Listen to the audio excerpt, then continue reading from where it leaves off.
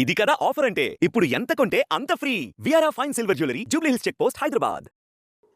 ఆంధ్రప్రదేశ్ శాసనసభలో గౌరవ ముఖ్యమంత్రి గారు చంద్రబాబు నాయుడు గారు, అదేవిధంగా గౌరవ ఉప ముఖ్యమంత్రి గారు పవన్ కళ్యాణ్ గారి సారథ్యంలో ఆంధ్రప్రదేశ్ ప్రభుత్వం తరఫున ఈరోజు బడ్జెట్ ప్రవేశపెట్టిన ఆర్థిక శాఖ మంత్రి పయ్యావుల కేశవ్ గారికి జనసేన పార్టీ నుంచి మద్దతు పలకడమే కాకుండా మనస్ఫూర్తిగా ధన్యవాదాలు తెలుపుతున్నాం, అభినందిస్తున్నాం. రాష్ట్రంలో ఈ రోజున ఉన్న ఆర్థిక పరిస్థితుల్ని బేరేజ్ వేసుకుని అనేక ఇబ్బందులకి గురైన మన ఆంధ్రప్రదేశ్కి గత పాలకులు ఏ విధంగా ఆర్థిక విధ్వంసాన్ని పాటించారో, ఎంత నష్టం కలిగించారో వీటన్నిటిని కూడా కూలంకుషంగా ఆలోచించుకుని చర్చించి లోతుగా అవగాహన వచ్చిన తర్వాత ఈ రోజున 3,22,359 కోట్ల రూపాయలతోటి బడ్జెట్ ప్రవేశపెట్టి ఆంధ్రప్రదేశ్ భవిష్యత్తు కోసం రాబోయే రోజుల్లో ఏ విధంగా ఒక మార్పు తీసుకురావాలనే ఒక చక్కటి సంకేతం పంపడానికి కోసం చేసిన ప్రయత్నాన్ని మనస్ఫూర్తిగా జనసేన పార్టీ నుంచి మేమందరం కూడా మా పార్టీ అధ్యక్షులు పవన్ కళ్యాణ్ గారి ఆదేశాల మేరకు ఈ బడ్జెట్ని మనస్ఫూర్తిగా మేము సమర్థించుకుంటూ ప్రజలకు తీసుకెళ్లాల్సిన బాధ్యత మాపైన ఉంది.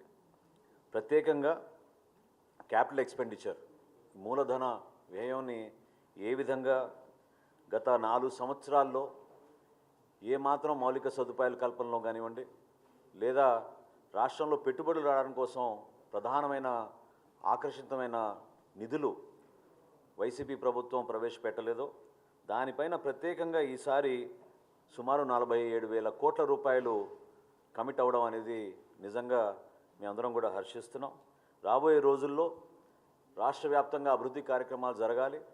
దానికి అవసరమైన ఈ క్యాపిటల్ ఎక్స్పెండిచర్ ఖచ్చితంగా ప్రజల్లోకి తీసుకెళ్లే విధంగా పారిశ్రామికవేత్తలు కానివ్వండి, ప్రతి గ్రోత్ కారిడార్లో కూడా మనం అభివృద్ధి కార్యక్రమాలు చేయడానికి ఈ 47,000 కోట్ల రూపాయల క్యాపిటల్ ఎక్స్పెండిచర్ ఉపయోగపడుతుందని మనస్ఫూర్తిగా మేమందరం కూడా ఈరోజు హర్షం వ్యక్తపరుస్తున్నాం. అదేవిధంగా సూపర్ 6 ఏదైతే ఎలక్షన్కి ముందు ఒక మేనిఫెస్టో రూపొందించి Telugu Desam party, Janasena party, Bharatiya Janata party కలిసి ప్రజల్లోకి తీసుకెళ్ళామో ఆ సూపర్ 6 అమలయ్యే విధంగా ఈరోజు ఈ బడ్జెట్లో చేసిన కేటాయింపులు మనందరం కూడా మనస్ఫూర్తిగా అభినందించాలి. ప్రజలకి ఉపయోగపడే విధంగా ఎప్పుడూ పేదవాడు ఆ కుటుంబాన్ని ఆదుకోవడానికి కోసం ప్రవేశపెట్టిన ఈ పెన్షన్ల పథకం ఎంత ఖర్చైనా సరే ప్రతి కుటుంబానికి అందించాలనే ఆలోచనతో తీసుకొచ్చిన కార్యక్రమాన్ని ఈ సూపర్ 6లో భాగంగా ఈ బడ్జెట్లో కూడా దాన్ని పూర్తి స్థాయిలో కేటాయింపులు జరిగినాయి. అదేవిధంగా దీపం 2 పథకం ప్రతి కుటుంబానికి సంవత్సరానికి 3 గ్యాస్ సిలిండర్లు ఉచితంగా ఇచ్చే కార్యక్రమం గత దీపావళిలో ప్రారంభించాం. అది రాష్ట్ర వ్యాప్తంగా ఈ రోజుకి దాదాపు 94 లక్షల లబ్ధిదారులకి అందించడం జరిగింది. రాబోయే సంవత్సరంలో బడ్జెట్లో 2,600 కోట్ల రూపాయలు దానికోసం కేటాయించడం అనేది మనస్ఫూర్తిగా మేము ఆర్థిక మంత్రి గారిని, ప్రభుత్వాన్ని ఈ రోజున బడ్జెట్లో పెట్టినందుకు మనస్ఫూర్తిగా వాళ్ళని అభినందిస్తున్నాం. అదేవిధంగా అన్నదాత సుఖీభవ అనే పథకానికి రైతు సోదరులందరూ కూడా ఉపశమనం కలిగే విధంగా కష్టకాలంలో ప్రభుత్వం నుంచి, కేంద్ర ప్రభుత్వం నుంచి వచ్చే 6,000 రూపాయలు అది 10,000 రూపాయలకు పెంచుతామని ప్రతిపాదించారు వాళ్ళు. అయినా కానీ గతంలో ఇచ్చిన హామీ మేరకు సూపర్ 6లో మేము ఎలక్షన్ ముందు ఇచ్చిన హామీ మేరకు ఆ 20,000 రూపాయలు మన రైతు సోదరులందరూ కూడా అందించడానికి ఈ రోజున బడ్జెట్లో కేటాయించడం.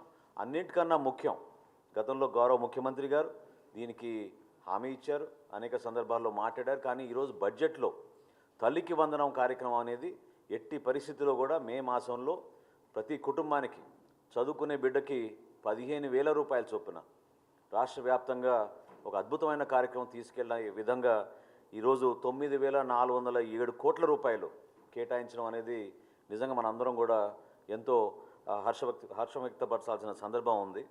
మన ఉప ముఖ్యమంత్రి గారు ఆయన ఆధ్వర్యంలో పంచాయతీరాజ్ శాఖలో గతంలో జరిగిన అవకతవకలు, వాళ్ళకి పరిపాలన చేతగాక ఏ విధంగా రాష్ట్రానికి నష్టం జరిగిందో ఈ సందర్భంగా ఈరోజు బడ్జెట్ సమావేశాల్లో కూడా ప్రసంగంలో చాలా స్పష్టంగా ప్రజలందరికీ తెలిసే విధంగా అర్థమైంది. దాదాపు ఈ రోజున 18,000 కోట్ల రూపాయలు పంచాయతీరాజ్ శాఖ కేటాయించినందుకు గౌరవ ఆర్థిక శాఖ మంత్రి గారికి ప్రత్యేకంగా ధన్యవాదాలు. గతంలో కేంద్ర ప్రభుత్వం ఇచ్చిన 13,499 కోట్ల రూపాయలని వీళ్ళు సక్రమంగా వినియోగించుకోకపోవడం వలన రాష్ట్రానికి జరిగిన నష్టంతో కేవలం 2,255 కోట్ల రూపాయల ప్రతిపాదనలు పంచాయతీరాజ్ శాఖలో గత ప్రభుత్వం చేసిన నిర్వాహకం వల్ల ఎంత నష్టపోయామో ఈరోజు బడ్జెట్ ప్రసంగంలో ఆయన చాలా స్పష్టంగా చెప్పారు. ఏమైనప్పటికీ ఒక కొత్త ఆలోచనతో, కొత్త విధానంతో పవన్ కళ్యాణ్ గారు ఉప ముఖ్యమంత్రిగా, పంచాయతీరాజ్ శాఖ మంత్రిగా గతంలో ఎన్నడూ లేని విధంగా గ్రామాల్లో రోడ్ నెట్వర్క్ పెంచడానికి కోసం చేస్తున్న ప్రయత్నం మనందరం కూడా చూస్తూనే ఉన్నాం. సుమారు 4,300 కిలోమీటర్ల ప్రతిపాదనలు రోడ్ల రూపంలో ముందుకు తీసుకురాగా ఆల్రెడీ 3,000 కిలోమీటర్లు పూర్తయినాయి. 1,300 కిలోమీటర్లు మార్చి నెలాఖరు కల్లా పూర్తయ్యేటట్టు ఒక అద్భుతమైన ప్రణాళిక సిద్ధం చేసుకుని ప్రజల్లోకి తీసుకెళ్తున్నాం. దీంతో పాటు ఈరోజు క్యాబినెట్లో కూడా, అదేవిధంగా ఈరోజు శాసనసభలో ప్రవేశపెట్టిన బడ్జెట్లో కూడా మీ అందరూ చూశారు, ప్రతి ఇంటికి సూపర్ 6లో నినాదం, ప్రతి ఇంటికి కూడా రక్షిత మంచినీటి పథకం అందించే విధంగా ఒక కార్యక్రమం చేపట్టబోతున్నాం. అది పంచాయతీరాజ్ శాఖ ద్వారా 95,44,000 కుటుంబాలకి ఆ నీటి సౌకర్యం అందే విధంగా తాగినీటి సరఫరా చేయడానికి కోసం దీనికోసం కూడా ప్రతిపాదించడం జరిగింది. ముఖ్యమంత్రి గారికి, అదేవిధంగా ఉప ముఖ్యమంత్రి గారికి ప్రత్యేకంగా మనం ఈ సందర్భంగా ధన్యవాదాలు తెలుపుకోవాలి. ఎందుకంటే కేంద్రంలోని జలజీవన్ మిషన్ 2024కే వాళ్ళు దాన్ని ముగించాలనే ప్రయత్నం చేశారు. వాళ్ళకి ప్రతిపాదనలు సిద్ధం చేసుకున్నారు. కానీ వీళ్ళిద్దరి చొరవ వలన ఈరోజు భారతదేశంలో ఆ కార్యక్రమాన్ని మరొక 4 సంవత్సరాలు ఎక్స్టెండ్ చేసే విధంగా ఒక ప్రయత్నం చేసినప్పుడు కేంద్రం దాన్ని గుర్తించి ఈ రోజున మనకి రాష్ట్ర వ్యాప్తంగా కూడా ప్రతి ఇంటికి జలజీవన్ మిషన్ ద్వారా నీటి సరఫరా అందించడానికి చేస్తున్న కార్యక్రమాన్ని మనందరం కూడా మనస్ఫూర్తిగా అభినందించాలి. అదేవిధంగా ఈరోజు వ్యవసాయ శాఖ నుంచి గౌరవ మంత్రివర్యులు అచ్చెన్నాయుడు గారు ప్రవేశపెట్టిన వ్యవసాయ బడ్జెట్ని కూడా మనస్ఫూర్తిగా మేమందరం కూడా అభినందిస్తున్నాం.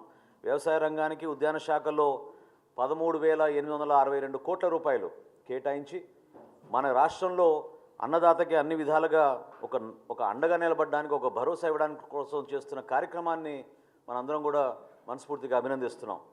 పౌర సరఫరాల శాఖ నుంచి ఈ సంవత్సరం ధాన్యం కొనుగోలు విషయంలో గతంలో ఎప్పుడు లేని విధంగా 33 లక్షల మెట్రిక్ టన్నుల ధాన్యం ఈ ఖరీఫ్ మాసంలో సేకరించాం.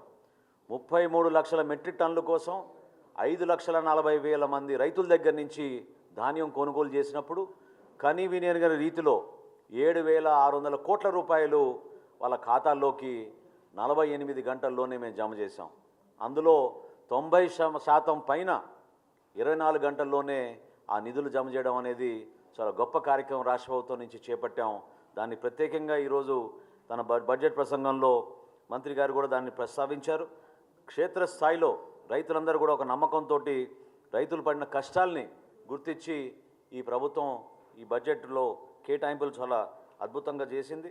రాబోయే రోజుల్లో ఎక్కడ చూసినా కూడా రైతులు ఇబ్బంది పడకుండా ఉండడం కోసం వ్యవసాయ రంగంలో కానివ్వండి, జనవనరుల శాఖలో కానివ్వండి, గ్రామీణ ప్రాంతాల్లో కానివ్వండి, అనుసంధానం చేసుకుంటూ ప్రతి కార్యక్రమాన్ని ప్రజల్లో తీసుకెళ్లాలనేది గౌరవ ముఖ్యమంత్రి గారి కోరికని ఈ రోజున గౌరవ ఉప ముఖ్యమంత్రి గారు కూడా పదే ఆయన చేస్తున్న సమీక్షా సమావేశాల్లో దీని గురించి ప్రత్యేకంగా మాట్లాడి ముందు తీసుకొచ్చారు. అదేవిధంగా పవన్ కళ్యాణ్ గారు గతంలో పిఠాపురం నియోజకవర్గంలో ఎన్నికల ముందు ఆయన ఎన్నికల ప్రచారంలో సందర్భంగానే కాకుండా అంతకుముందు కూడా ఆ గ్రామాలని సందర్శించి పట్టు పరిశ్రమకు సంబంధించిన రైతులు ఎవరైతే కష్టాలు ఎదుర్కొంటున్నారో వాటిపైన అధ్యయనం చేయడానికి కోసం కాకినాడ జిల్లాలో చేబ్రోలు అనే గ్రామాన్ని సందర్శించారు. అక్కడ ఉన్న ఆ రైతులు వాళ్ళు పడుతున్న ఆవేదన, ప్రభుత్వం నుంచి రావాల్సిన సబ్సిడీ కానివ్వండి, లేదా సపోర్ట్ సిస్టమ్ లేదనేది పదే ఆయన దృష్టికి తీసుకొచ్చినప్పుడు ఖచ్చితంగా ప్రభుత్వం ఏర్పాటు చేసిన తర్వాత మీ అందరికీ ఆ భరోసా ఇచ్చే విధంగా మేము ఒక మంచి కార్యక్రమం తీసుకొస్తామని చెప్పారు.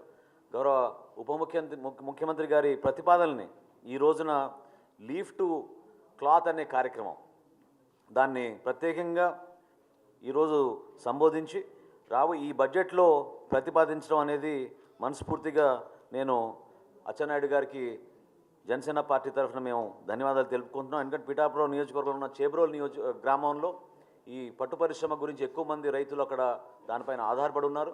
ఆ ప్రాంతానికి మరింత చక్కటి అవకాశాలు కల్పించే విధంగా తీసుకొచ్చిన ఈ ప్రతిపాదనని మనస్ఫూర్తిగా మేము అందరం కూడా అభినందిస్తున్నాం. అదేవిధంగా ఆక్వా రైతుల గురించి గతంలో అనేక సందర్భాల్లో ఆ ప్రాంతాల్లో పర్యటించినప్పుడు ఆక్వా రైతులు పడుతున్న కష్టాల గురించి గత ప్రభుత్వం వైసీపీ హయాంలో ఆక్వా రంగాన్ని ఏ విధంగా దెబ్బకొట్టిందో అక్కడ ఉన్న రైతులందరికీ బాగా తెలుసు. వీళ్ళు ఒక మాఫియాలాగా ఏర్పడి ఆ ప్రాంతంలో కష్టపడి సాగు చేసుకుంటున్న ఈ రైతులకి, ఈ ఆక్వా రంగంలో ఉన్న రైతులందరికీ కూడా అనేక సందర్భాల్లో వాళ్ళు ఇబ్బంది పడిన సందర్భంలో ₹3.85 వాళ్ళు యూనిట్ విద్యుత్ ఛార్జ్ పెంచారు. దానికి అప్పుడే గతంలో గౌరవ ముఖ్యమంత్రి గారు చంద్రబాబు నాయుడు గారు, అదేవిధంగా ఉప ముఖ్యమంత్రి గారు పవన్ కళ్యాణ్ గారు మాట ఇచ్చారు, తప్పకుండా ఈ రైతుల్ని ఆదుకునే బాధ్యత మేము తీసుకుంటాం, దానికి ఒక ఉపశమనం కలిగే విధంగా ఈ రోజున బడ్జెట్ ప్రసంగంలో కేవలం ₹50 యూనిట్ ప్రతిపాదిస్తూ ఆక్వా రంగాన్ని కూడా కాపాడే విధంగా మనకి ఆంధ్రప్రదేశ్ నుంచి ఎక్కువగా మనకి ఎక్స్పోర్ట్ జరిగేది ఆక్వా రంగం నుంచే. ఆ రంగాన్ని మరొకసారి కుదేలు కాకుండా భద్రపరిచే విధంగా వాళ్ళకి ఆ గౌరవం నింపే విధంగా తీసుకున్న ఈ అన్నింటినీ కూడా మేము మనస్ఫూర్తిగా సమర్థిస్తున్నాం. రాబోయే రోజుల్లో రాష్ట్రానికి ఖచ్చితంగా ఒక మంచి ప్రభుత్వం ద్వారా, ఒక మంచి నాయకత్వం ద్వారా ప్రజలందరూ కూడా ఒక నమ్మకంతో, విశ్వాసంతో మేము చేస్తున్న ఈ కార్యక్రమాల్ని ఆస్వాదించే విధంగా, అది మౌలిక సదుపాయాల కల్పనలో కానివ్వండి, అభివృద్ధి కార్యక్రమాల్లో కానివ్వండి, లేదా సంక్షేమ కార్యక్రమాల్లో కానివ్వండి, అన్నిటినీ కూడా ప్రజలకి అంకిత భావంతో పనిచేసే విధంగా ఈ బడ్జెట్ని ఈ రోజున ప్రవేశపెట్టడం జరిగింది. దానికి మనస్ఫూర్తిగా గౌరవ ఉప ముఖ్యమంత్రి గారు పవన్ కళ్యాణ్ గారి తరఫున, జనసేన పార్టీ తరఫున మీ అందరం కూడా ఈ బడ్జెట్ని స్వాగతిస్తూ ఈ ప్రభుత్వానికి మరింత బలం నింపే విధంగా క్షేత్రస్థాయిలో చేసే ప్రతి కార్యక్రమాన్ని, ప్రత్యేకంగా ఈరోజు తెలుగు భాష గురించి కూడా ప్రస్తావించినందుకు దానికి కేటాయించిన నిధులు, రాబోయే రోజుల్లో పర్యాటక రంగానికి ఒక ఇండస్ట్రియల్ పాలసీ రూపొందించినందుకు మరొకసారి గౌరవ ముఖ్యమంత్రి గారికి ప్రత్యేకంగా ధన్యవాదాలు తెలుపుకుంటూ, జనసేన పార్టీ నుంచి ఎప్పుడు కూడా మేము ఒక కోఆపరేటివ్ మూడ్లో, అదేవిధంగా సహకరించడమే కాకుండా ప్రభుత్వం చేసే ప్రతి కార్యక్రమాన్ని మేము క్షేత్రస్థాయిలో బలపరిచే విధంగా, ప్రజలకి అందుబాటులో తీసుకెళ్లే విధంగా కష్టపడి పనిచేస్తామని సందర్భంగా తెలుపుకుంటున్నాం. Thank you.